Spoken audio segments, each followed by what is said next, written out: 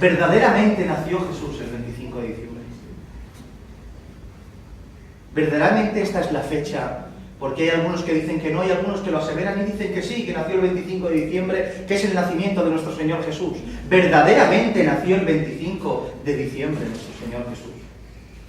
Y si no es así, podemos demostrarlo por medio de las Escrituras cuando nació. Amén. Vamos a tomarnos unos minutos para volver a recordar todo esto. Si verdaderamente se puede demostrar por medio de las Escrituras cuándo el Señor Jesús nació. Si esto es una falsedad o es una verdad. Vamos a dar 3 argumentos, 3 puntos, los cuales son importantes los 3, siendo el tercero, en mi opinión, el arrollador respecto a esta gran verdad. En primera instancia, uno de los puntos que nos indican, según las Escrituras, de que fue imposible de que Jesús naciera un invierno, un 25 de diciembre, es por los pastores y el rebaño que vemos en las Escrituras, los cuales velaban la noche en que el Señor Jesús tenía que nacer. Dice en Lucas capítulo 2, verso 8, dice así la palabra del Señor, y que el Señor purifique nuestros labios cada vez que leemos una porción de sus Escrituras. Dice, había pastores en la misma región que velaban y guardaban las vigilias de la noche sobre su rebaño. Este texto de Lucas está ubicado en el contexto de la noche en la que el Señor Jesús tenía que nacer. Y dice el evangelista Lucas que había unos pastores en la misma región, esto es Belén, que velaban y guardaban las vigilias de la noche sobre su rebaño. Belén es un lugar montañoso, es un lugar rocoso, con una alta probabilidad por sus montañas y la altura de estas, de que en la temporada de invierno incluso caigan nevadas. No solo eso, sino que en la región, entre el mes de noviembre y hasta abril, es la temporada de lluvias. No solo nieve, también vemos lluvias. Los pastores en Jerusalén y en aquella época solían, cuando llegaba el tiempo frío, el pastor que se preciaba y salvaguardaba la salud de su ganado, a retirarse en lugares secos y resguardar a sus ovejas del frío, porque podían morir por las altas temperaturas de fuera. Por tanto, si el texto que estamos leyendo nos afirma que habían pastores en el tiempo que nació Jesús, y los señores que creen que nació Jesús el 25 de diciembre en Belén de Judá, un lugar montañoso donde llueve, donde hace frío, es una imposibilidad de que un pastor esté con un rebaño en aquella época a la intemperie, mis hermanos. ¿Por qué? Porque el ganado se helaría, enfermaría y moriría. Por tanto, ¿qué tenemos aquí? Que el rebaño estaba velando juntamente con los pastores la noche porque había una temperatura menos gélida que la que podemos encontrar en un mes de diciembre. ¿Simple? Lo es.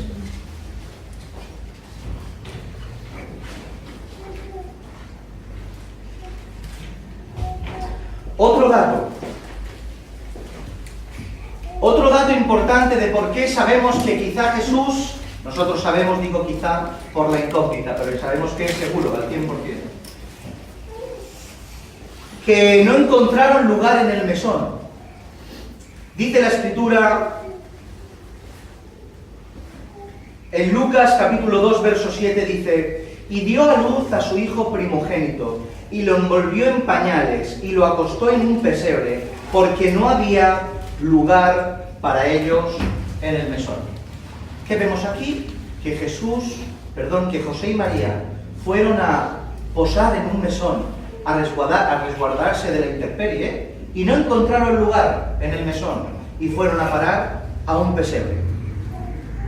Para que no encontraran sitio en un pesebre por la noche, en un mesón por la noche en Belén, es porque tendría que haber en todos los alrededores e incluso en la propia Belén una aglomeración de gente inusual. Mis hermanos, no podemos pensar en los tiempos de allí como en los tiempos de aquí. Hoy hay gente en todos los sitios, a todas las épocas del año y a todas horas. ¿Por qué? Porque el transporte, el acceso, los recursos son diferentes. Pero antes, para poder viajar, de la noche era precaria.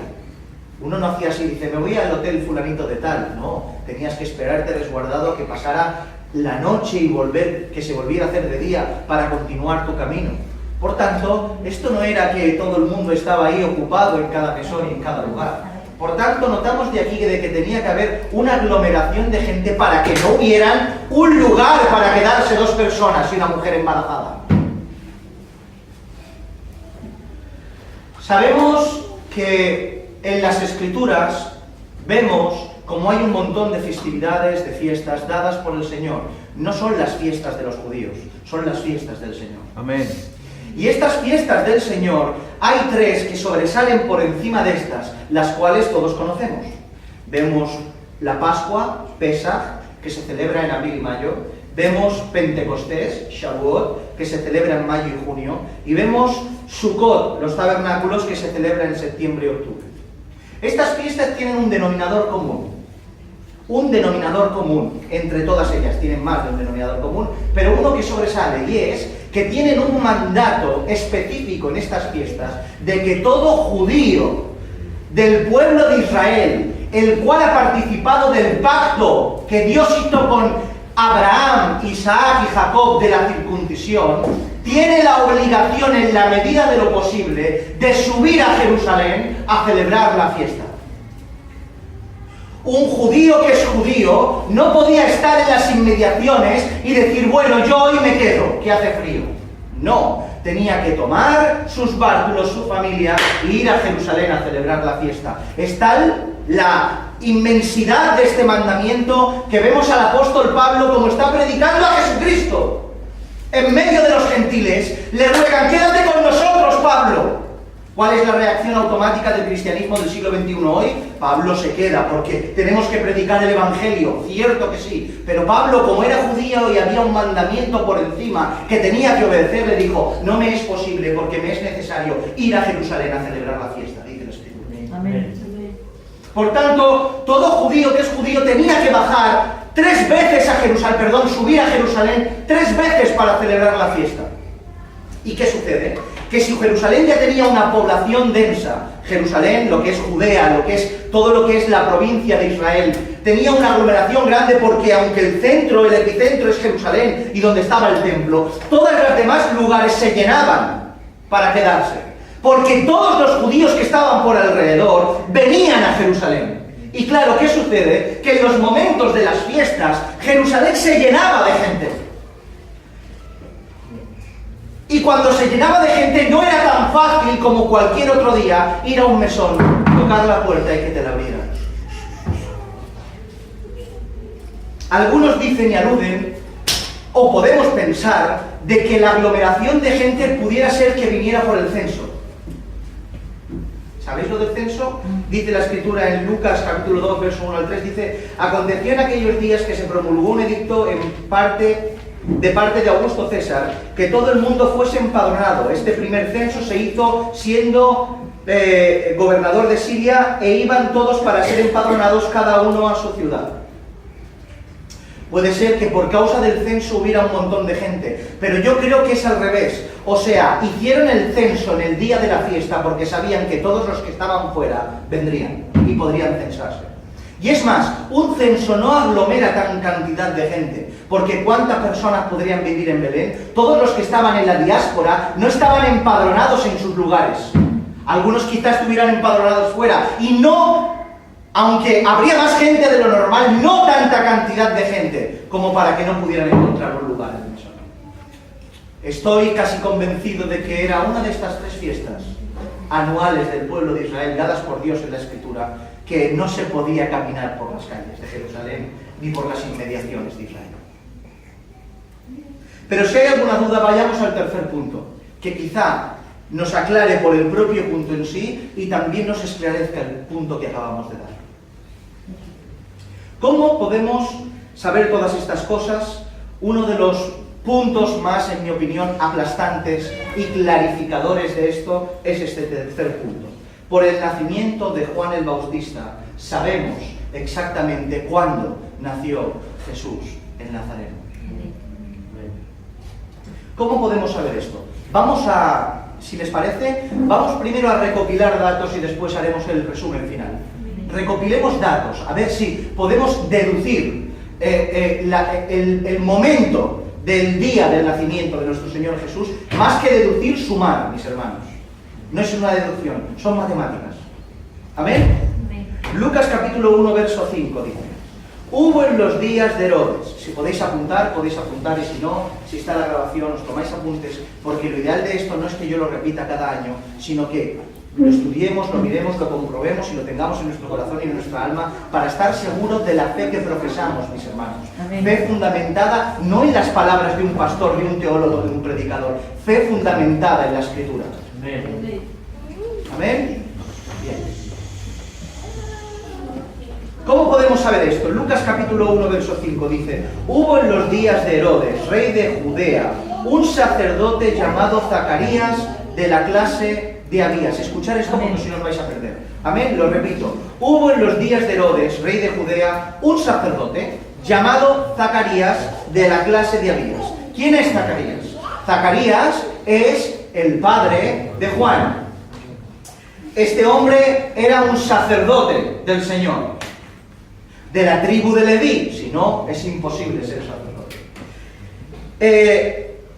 Y este hombre, Zacarías, de la tribu de Leví, sacerdote del Señor, tenía por mandato divino servir en el templo.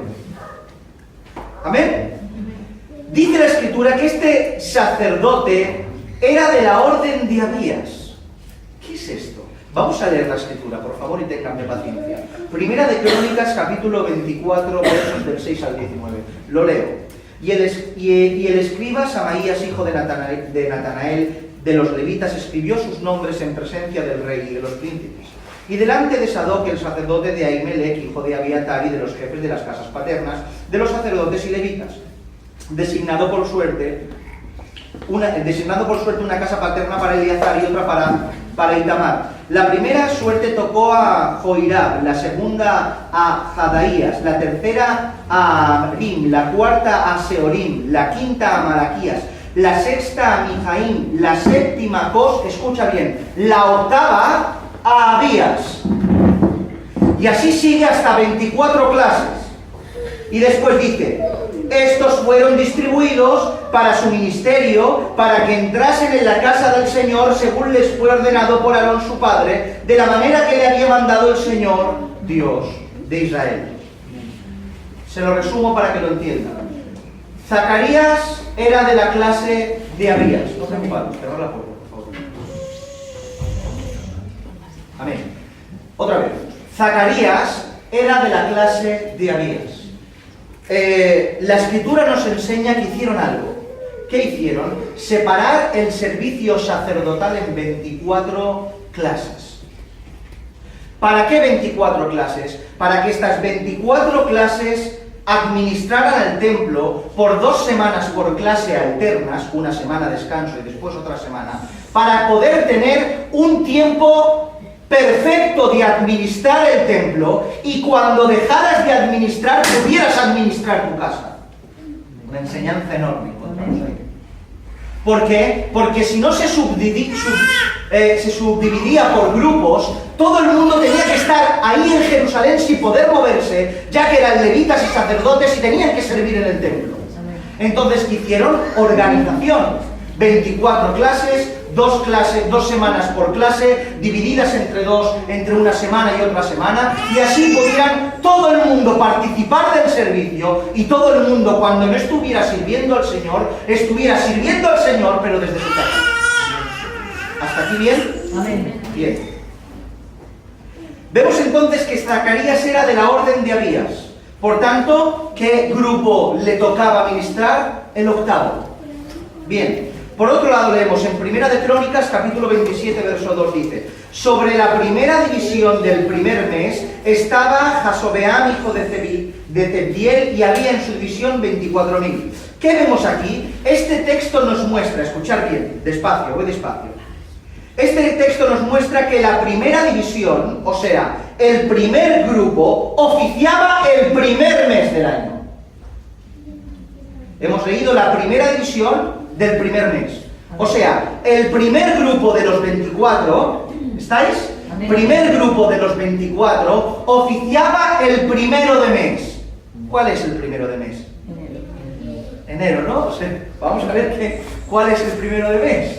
El primero de mes, dice la Escritura en Éxodo capítulo 12, verso 2. Vosotros sabéis que el calendario que tenemos nosotros no es el calendario bíblico, el calendario de aquella época. Nos regimos por otros tiempos. ¿Amén?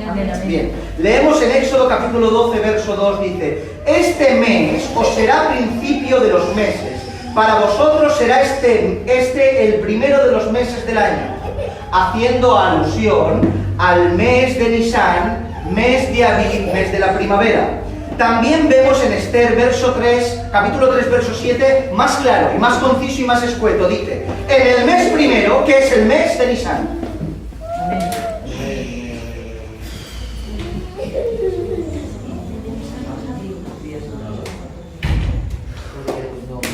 Amén. Amén. Si os quedáis con las cosas, a mí me da igual afirmaros, ¿vale? Bien. Este es el mes primero, que es el mes de Nisan. Por tanto, el primer mes del año en el cual las reparticiones de los grupos comenzaban es el mes de Nisan. ¿Estáis? Amén, amén. Por allá atrás estáis, si no vais a perder. Vais a ver el resumen, pero no vais a ver lo que es sacar esto por las Escrituras, que es lo hermoso. Amén. Bien. Por tanto, la primera orden de las 24 comienza el primer mes del año, el cual es el mes de Nisan. ¿Cuándo cae aproximadamente el mes de Nisan, el mes de Aviv, que se conoce como el mes de la primavera? El mes de mayo. Por tanto, en mayo es cuando comienza y se activa esta distribución de las 24 órdenes, la cual la octava le pertenecía a Juan. Amén, amén. Amén. Gloria a Dios. Ahora, participaba Juan, no, Zacarías su padre. Si Zacarías era el octavo en oficial y el mes de mayo era cuando comenzaban, es simple. 8 grupos contando incluido el de Zacarías. El de Zacarías son 8 semanas. O sea, 8 semanas, ¿cuántos meses son? 2 meses. Por tanto, si el primer grupo entraba en mayo, ahora ya estamos con la mente en nuestro calendario para no liarnos. Entraba en mayo, que sabemos que es Aviv, entraba en mayo. Al octavo, que era cuando la octava clase que entraba Zacarías, pasando 2 meses, ¿en qué mes nos encontramos? Contando mayo, junio. Estamos dentro del mes de junio, 4 semanas por mayo, 4 semanas por junio. ¿Amén? Ahora, más datos. Es cuando estaba oficiando todo este tiempo en junio que recibe la noticia Zacarías del embarazo de Elizabeth.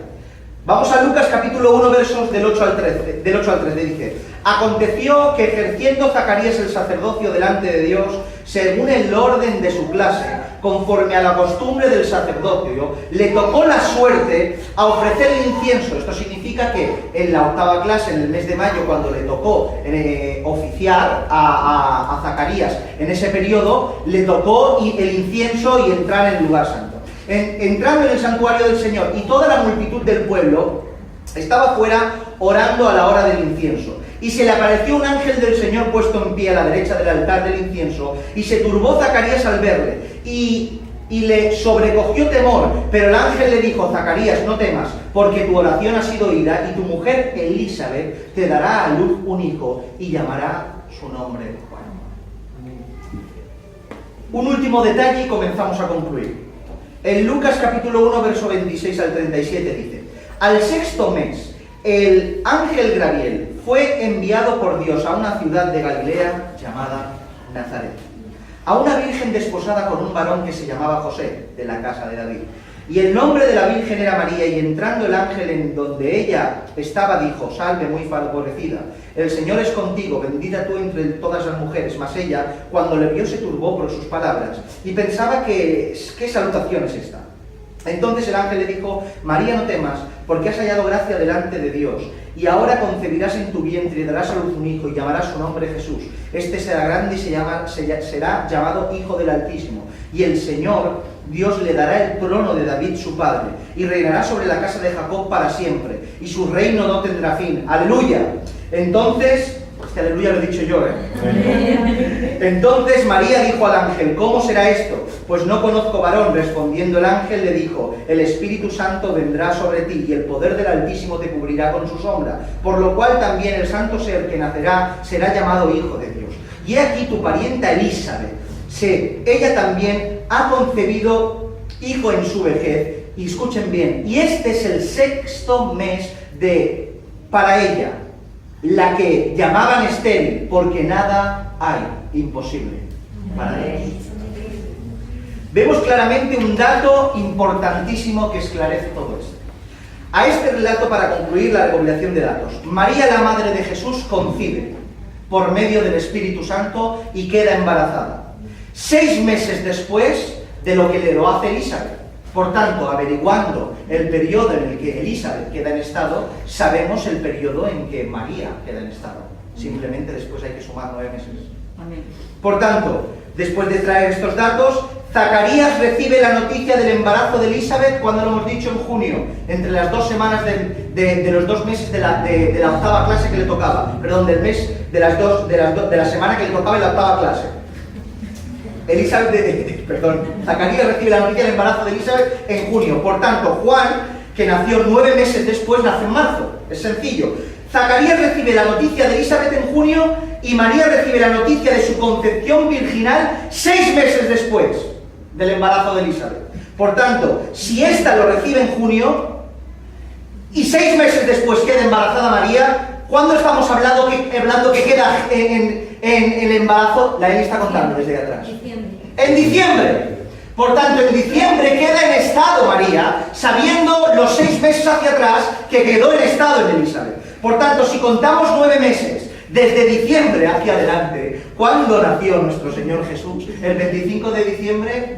No, nació en septiembre. Amén. Sé que es un lío el tema de la suma de las cuentas con los textos, pero después la suma matemática sale perfecta. Amén.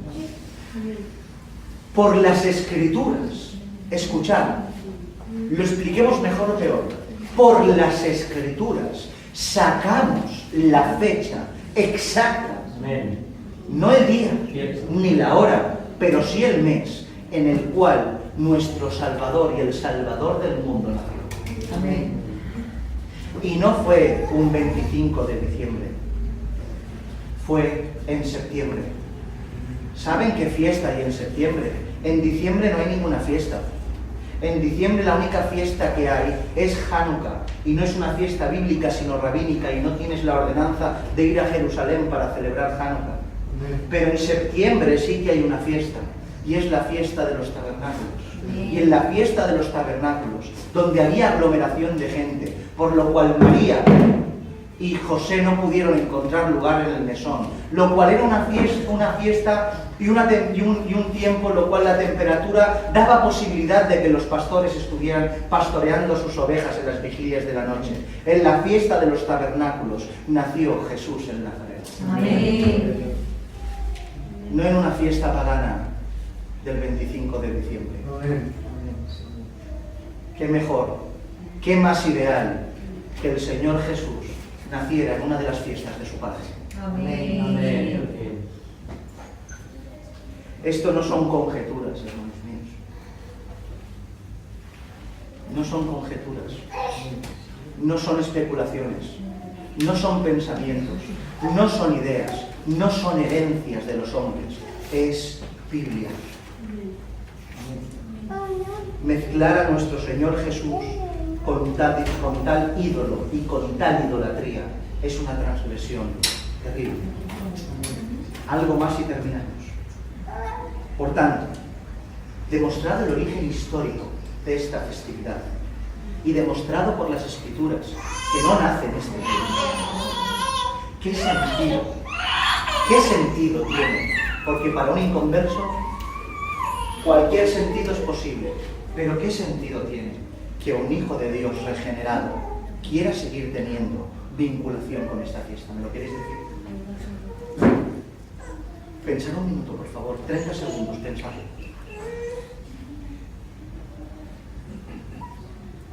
¿Me queréis decir qué sentido tiene? ¿Qué sentido tiene querer estar ligado con el paganismo que mezcla a nuestro Señor Jesús con una deidad, con un demonio? Vamos a hacer algo. Partamos de la base que somos completamente ignorantes de la Escritura.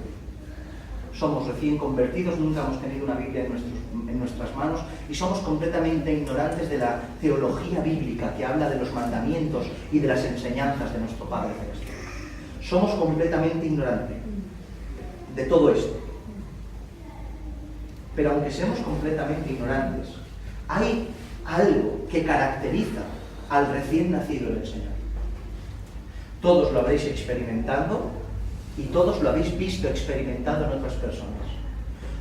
Uno, cuando verdaderamente se encuentra el Señor con él y lo saca de la miseria de su vida y del pecado, se encuentra con él, sufre el milagro de la regeneración por medio del Santo Espíritu y se encuentra con el crucificado y ve cómo ha sido perdonado aun estando en sus transgresiones, pecados y delitos, cambia de una manera sobrenatural, a tal grado que su obsesión por Dios y por la obediencia van más allá de lo incluso de lo que se les ha permitido.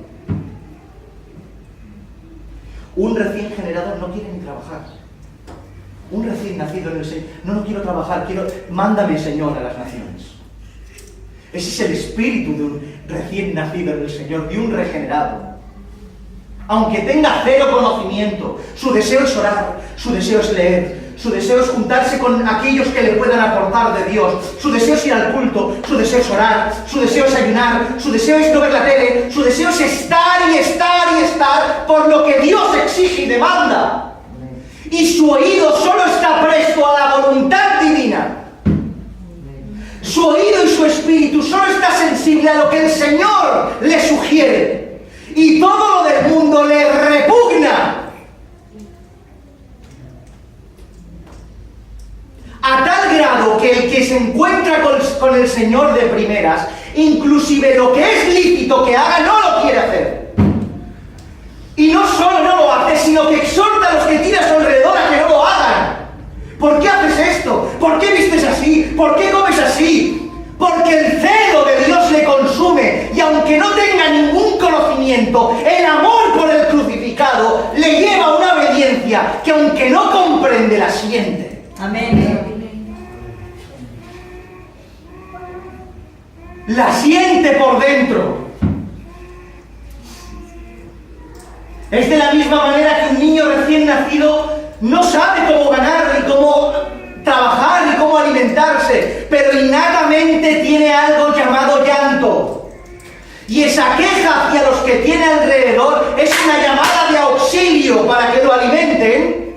De la misma manera el recién nacido, aunque no tenga idea de nada, clama por lo que es del Padre. Amén, Señor. Clama. Amén.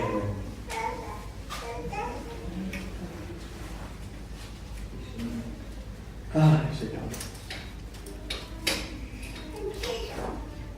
Parece que ahora sea al revés.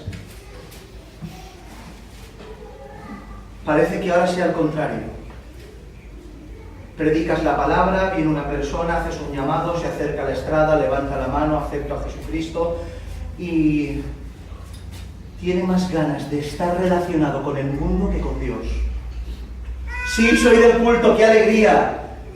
Nos vamos a ver 14 partidos de fútbol al bar, rodeado. Sí, nos vamos de bar, sí. Y ahora viene la Navidad. ¿Cómo puede ser? ¡Es inusual! Perdón por chillar así tanto. Perdón. Es inusual. Un cristiano regenerado huye del pecado, no se acerca. Amén. huye, no le importa. Miren, hay una premisa en las Escrituras y los que entienden lo tienen por norma primordial. Cuando uno escucha, lee, le explican algo que cuando una vez explicado no lo comprenden muy bien y están en la duda si es pecado o no es pecado, ¿saben lo que hacen? Lo tienen por pecado y no lo hacen. Ante la duda si puedo hacerlo o no puedo hacerlo, el mero hecho de tener una duda sobre una acción que puedas cometer pecado, solo por la duda te abstienes de ella. Amén. Solo por la duda. ¿Por qué? Porque si te abstienes, si igual no pudieras hacer, lo único que te pierdes es algo que podrías haber hecho, pero bueno, pues no lo has hecho. Pero resulta que si lo haces y es pecado, estás transgrediendo una ley del cielo. Amén. Por tanto, el cristiano regenerado ante la duda se aparta. Pues digo yo, si ante la duda nos tenemos que apartar, ¿cuánto más ante una evidencia tan clara que se predica y se habla en estos días de que la Navidad es una fiesta idólatra y pagana, vamos a tener relación con esa idolatría? No queremos estar mezclados con lo que no es de Dios. Queremos alejarnos de todo eso. Si sin dudas te tienes que apartar, o sea, con dudas te tienes que apartar, si no hay ningún tipo de duda, porque hemos demostrado históricamente, no es algo que nos hayamos sacado de un baúl de los recuerdos, esto es algo que cualquier persona con ordenador y Wikipedia puede encontrar en su casa, se dice por todos los sitios. La fiesta de la Navidad tiene el origen pagano y lo saben hasta los inconversos. Amén. Por tanto, ¿qué estamos haciendo estando vinculados con esta fiesta? Se ha metido como un virus dentro de la cristiandad. Nosotros que nos hemos dado cuenta, no nosotros, cualquier cristiano que se haya dado cuenta, tiene la responsabilidad de expulsarlo primero de su vida y de expulsarlo de en medio de sus congregaciones. No podemos ver árboles de Navidad dentro de una congregación y pasar impasibles como si no pasa nada. Cuando tengas opción, habla del Señor y habla de la verdad.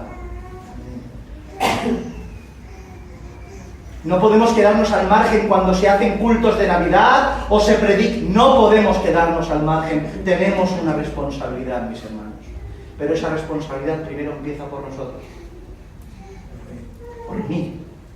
Yo, el Andy, la Nieves, mis hijas. Tengo una responsabilidad yo individual, antes que con ustedes, de quitar toda esta idolatría de mi vida y cada año intento apartarme más.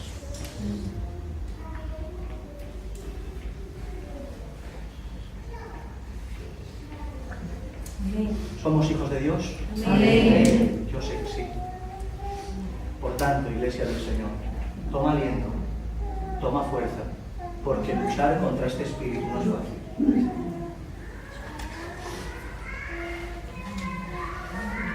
Pero para que no haya ningún tipo de duda, si simplemente por el hecho de la historia y del origen idolátrico de esta fiesta, y por deducir, por sacar y extraer bíblicamente la fecha del Señor Jesús, aún no se ha quedado del todo claro, en estos días iremos a la Escritura para ver lo que dice el Señor respecto a la idolatría. ¿Les parece bien? Amén. Si tiene su rostro con respeto al Señor. Y den gracias por el día de hoy. Que el Señor haga en nosotros lo adecuado.